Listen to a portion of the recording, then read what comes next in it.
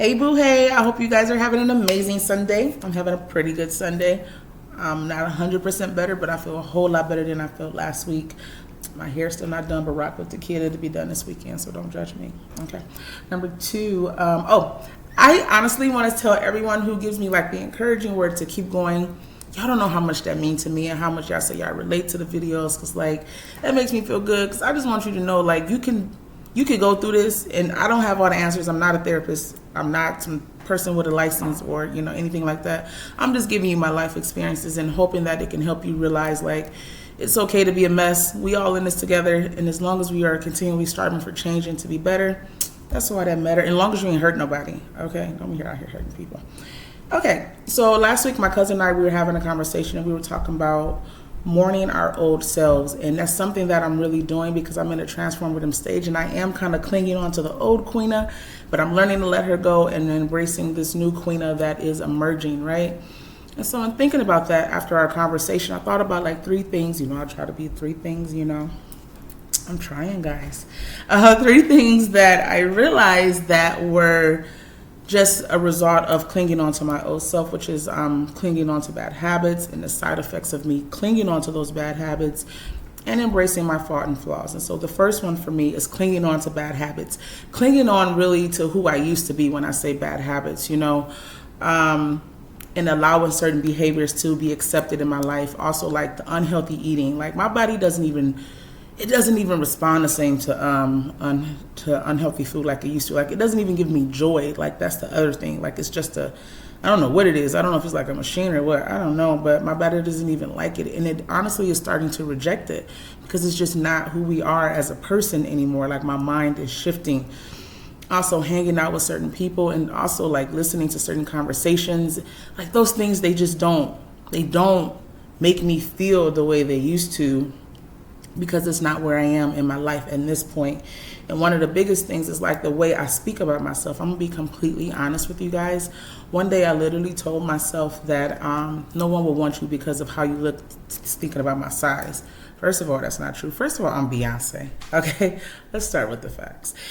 And then but I was like, I started to challenge. I realized I've been challenging my thoughts a lot. And I was like, who told you that? And so that part of me is like the bad habits. That's like the old me fighting the new me and clinging on to that. And the side effects of that, which is point number two, is the amount of guilt that I carry around in my heart. I carry a lot of guilt in my heart for how I've talked to myself, how I allowed myself to be talked to, and how I perceive myself. And the old thinking, the way I used to think, and sometimes I still do think like this, I just really get down on myself, and I'm so brutal with myself. I'm so like, you should have did this better. You should have did that better. Like, you better than that. And just really break myself down and where I'm trying to be is like my uncle said, give yourself just way more grace.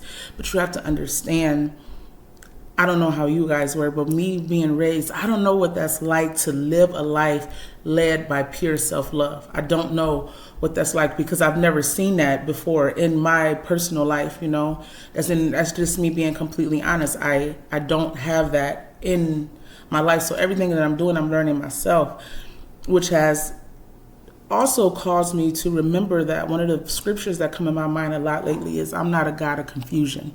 And so when things are confusing me, I have to go back and I have to pray for clarity and for peace over certain things. And that leads me to my last point, which is embracing my fault and my flaws. Like Beyonce said, love me, flaws and alls, okay? I told you I'm Beyonce. Anyway, embracing and really learning how to forgive myself and forgiving those who've hurt me, even if they feel like they haven't done anything to hurt me. But that's I have to remember, like that's their perception, and I can't change that. Like, and I'm giving up the hope that the past could be different, in terms of forgiveness. Even with myself, I have to accept, Queena, we did this. That's what we said to ourselves, but that's not where we think. That's not what we think about ourselves, and that's not who we are as a person, right?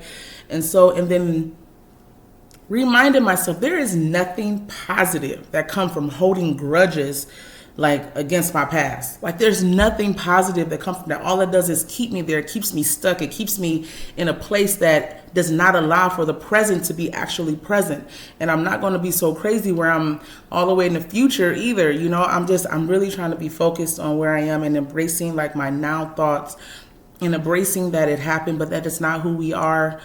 And that's just not who we used to be like. So I'm really elevating myself to think on just a more positive level, and also letting my old self know, like, I love you, girl, but it's time to go. And so that's what, like, the next 6 months of my life is personal. Me and my friend Ashton is personal. And I'm not even really going to talk about it. I'm just going to show up. I'm just going to be different. Amen. Okay. So I'm serious. I'm just going to be different. And so I've really just been challenging my thinking, and I've been allowing myself to feel those feelings and trying to understand why I feel those feelings and not shy away from it and just say, that's the way we used to think, Queena, but that's not us anymore, girl. And just knowing that that is okay.